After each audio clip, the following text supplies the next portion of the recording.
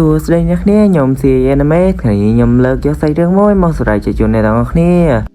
ដែលរឿងខ្ញុំយកមកសម្ដែងនៅថ្ងៃនេះគឺមានចំណងជើងថា Call of the Night នឹងហើយក៏មកខាតពេលយើងចូលសាច់រឿងយើងទាំងអស់គ្នាប្រាសាច់រឿងយើងបងយើងឃើញជាមួយនារីម្នាក់គាត់កំពុងតែឈរលើកំពូលអគារពេលនោះមិនតន់ថ្ងៃទេយ៉ាប្លង់ស្អាត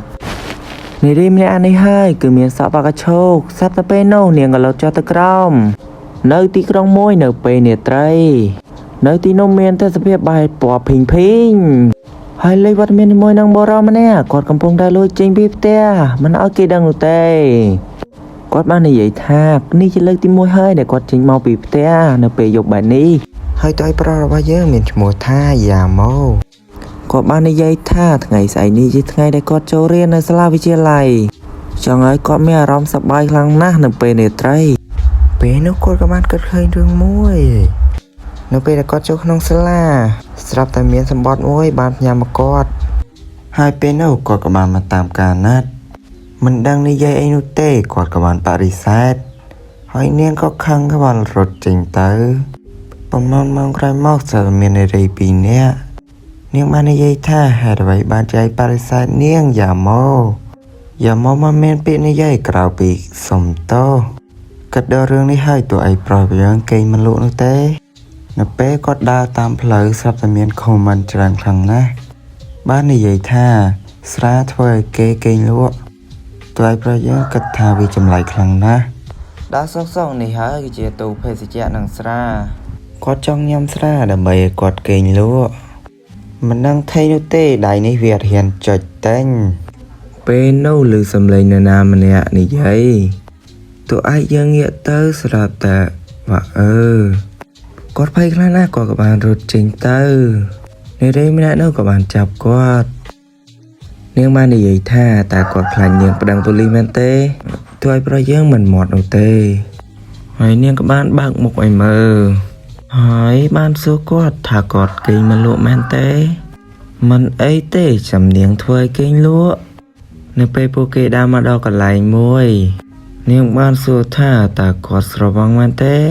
ពួកគេបានឆ្លើយទាំងអស់គ្នាថានឹងហើយនាងក៏បានសុំ high five ពួកគេមួយហើយពួកគេក៏បានបន្តដំណើរទៅមុខទៀតហើយគាត់ក៏បានសួរទៅនាងថាតើនាងស្គាល់ពួកគេដែរឬទេហើយនាងក៏បានឆ្លើយមកវិញថាអត់ស្គាល់នោះទេនេះជាការលេងសើចរបស់នាងនោះទេតួឯងប្រុសរបស់យើងឮដូច្នេះស្រាប់តែរត់ទៅក្រោយវិញហេវ៉ូសុំ high five មួយណងហើយនៅពេលនោះនារីម្នាក់នោះបាននិយាយថាតើគាត់ចង់ទៅផ្ទះនាងដែរឬទេនាងនឹងធ្វើឲ្យគាត់គេងលក់ហើយយ៉ាមកក៏ឆ្លើយថាអូខេពួកគេបានដើរតាមផ្លូវនិយាយគ្នាបណ្ដាប៉ុន្មាននាទីហើយក៏បានមកដល់ផ្ទះអូនសក់បាកាឈូងនេះពេលមកដល់ហើយតើឯងប្រុសយើងស្លាំងកាំងខ្លាំងមែនតើដោយសារមានខ្នើយពីរនៅជិតគ្នាមិនចាំយូរអូនសក់បាកាឈូក៏បានដល់អាវតួឯងប្រុសរបស់យើងគឺស្លុតអារម្មណ៍ខ្លាំងមែនតើនេះគឺជាឈុតក្រៅរបស់អូនសក់បាកាឈូនោះទេធ្វើឲ្យគាត់នឹងកាំងខ្លាំងមែនតើហើយនាងក៏បាននិយាយថាឲ្យទៅដេកបន្ទៅតើឯងប្រុសរបស់យើងថាវាក៏ខ្វក់ខ្លាំងណាស់នាងថាមិនអីនោះទេគ្រាន់តែប្រុសគេជាមួយស្រីនោះតើឯងប្រុសរបស់យើងក៏រត់ចេញទៅត្រូវជាប់ដាក់អូនស្រីរបស់យើងនាងថាមិនអីទេបន្ទាប់ពីនឹងមកអញថាមែនចំផ្ទះកូនស្រីគេហើយអូនសក់បាកាឈូបាននិយាយថាឲ្យបិទភ្នែកទៅហើយដកដង្ហើមមួយហើយនាងបាននិយាយថាតើគាត់ចង់ធ្វើអីដែរឬទេទៅប្រុសរបស់យើងគឺស្ពេបរោះក៏មិនហ៊ាននោះទេហើយពេលនោះគាត់ក៏នឹកឃើញវិធានការមួយដើម្បីចេញពីទីនេះបានគ្រាន់តែគាត់ធ្វើគេងតែប៉ុណ្ណោះហើយនាងក៏បានហៅគាត់ធ្វើជាម្លេះថាគាត់ចង់ចេញពីទីនេះហើយនាងក៏បានហៅគាត់3ម្ដងតែគាត់ធ្វើម្លេះនោះទេតែប៉ុណ្នេះគឺចូលក្លេនាងហើយសម្រាប់ពេលនោះនាងនៅមកវិញនាងមានអារម្មណ៍ថាឈាមនេះគឺវាឆ្ងាញ់ខ្លាំងណាស់